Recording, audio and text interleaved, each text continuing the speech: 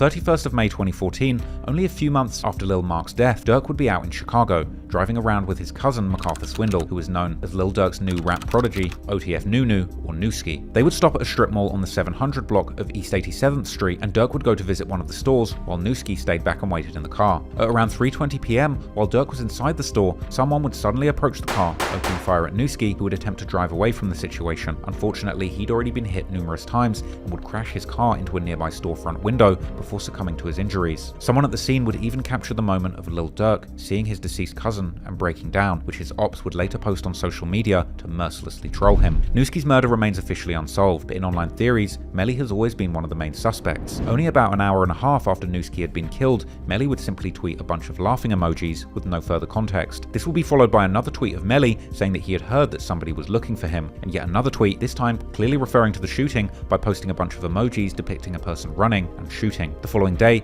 Melly would start making fun of Nuski more directly, laughing at someone commenting on the news story about the incident, and he would also make a tribute post to Fathead and Lil Mark saying how he wished he could see them again, but that he has to continue turning up for them in the streets. Crump, on the other hand, had been going back and forth with Nuski even before his death, with Crump calling Nuski a fake gangster, and not long after Nuski's death, Crump would let his infamous Twitter fingers loose, dissing Nuski for being an internet gangster who had been talking tough online, but now would face the real consequences. But Crump wasn't satisfied with just tweeting, and eventually, he would even post a video of himself at the murder scene, even saying how he was there with the very person who killed Nuski. He doesn't want to be on camera, which many have taken to be an obvious reference to 051 Melly. Them left Nuski. They left his ass right here. You feel me? They left his ass up here on folks and them tweaking. Buying some shoes. Y'all see real niggas be up here though. Niggas play with me up here on folks in this building on the news. I look like Nuski. Hit his ass up right here on Pat. I'm with the that did. He don't want to be on camera though. Hit his ass up right here on Pat. Hey, fuck my boy up. Right here, you feel me? Historic events. Y'all know I'm gonna bring y'all around this shit. Historic events. Wish you would play with me, boy. I look like Nuski. He ran into this though. He ran into the children's place, died like a bitch on Pokes now. Goof. What do I look like, Nuski? Lil Durk was obviously heartbroken by the loss of his cousin, but this would be only the beginning of 051 Melly's campaign to torment Lil Durk. Later that year, Durk would actually come face to face with Melly, as the two would run into each other during a meet and greet event for the rapper T.I., where Durk was together with his OTF crew, while Melly would arrive with King Louie's Mubu crew. This would lead to a major scuffle between the two crews, requiring the police to break things up.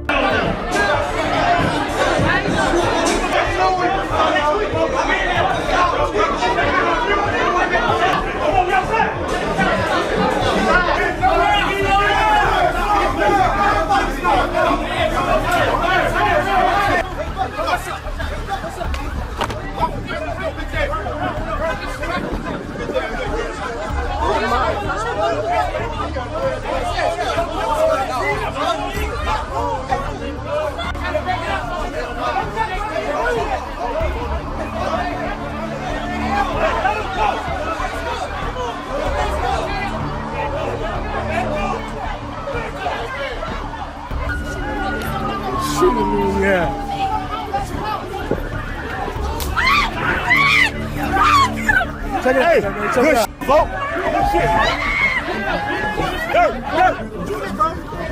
Hey, bro, the police said, come on, bro.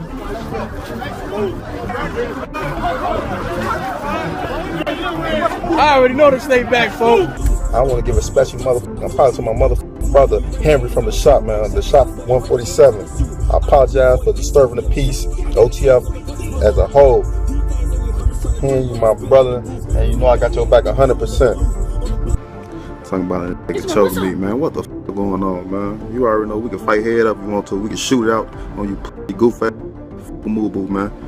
You talking about Crump? Why the f was you running? Wrong with you, Louie too, man.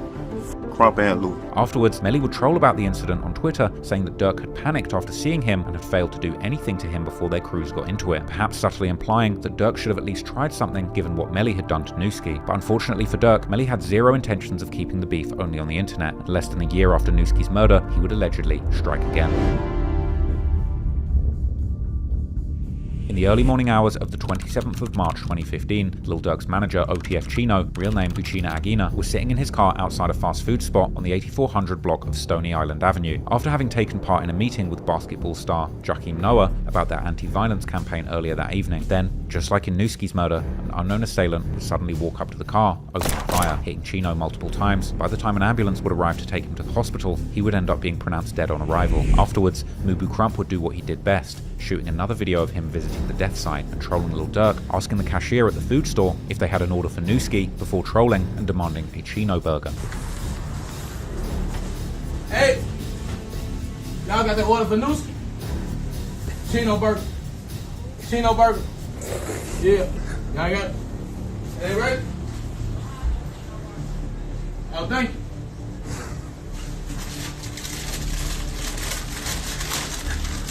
Oh, Bill. What's up? Y'all with that OTF cake? Oh, man. Hey, this motherfucker bogus as hell, man. Y'all, this shit ain't done, man. Y'all done put this shit back on the grill, man. This shit disgusting, man. Get this shit together, man. For real, this shit bogus as hell. Only about a week after Chino's murder, one of the founding members of the 600 set, called Lil Boo, real name Jerome Anderson, would also reportedly be gunned down by an assailant getting around in a gold-colored car. A member of 051 called Ario, real name Arius Fitch, would be arrested as a suspect in the case later that very same day, but many have also rumoured Melly to have been involved in the case, particularly as Lil Boo's sister would later diss Melly after his death, telling him to say hi to his brother in the afterlife. Following Chino's murder, Lil Durk has been rumoured to have placed a $150,000 bounty on Melly's head, which while unproven, may not be far-fetched given the murder-for-hire charges that Lil Durk is currently locked up for. This would allegedly lead to a young member of the THF 46 set called Raheem, who was only 15 years old at the time, to try and hunt Melly down a few months later in May, actually catching him and other 051 members on the 6000 block of South Wentworth Avenue and opening fire at them, hitting Melly in the head and foot, whilst also hitting others, including Lil Boo's alleged killer Ario. All victims would be taken to hospital with serious injuries, but miraculously, nobody would die in the incident, and afterwards, pictures were posted online showing Melly with crutches and a cast on his leg, while he would also jump on Twitter and let everybody know that he wasn't shaken by the incident one bit, as Melly's brother Wu would also later tell Zach TV. Hey, I got two brothers and they know it. Arrow, check it out. What's up, what's up? My big brother Arrow, my big brother Melly, y'all know we blood. Zach and all this shit.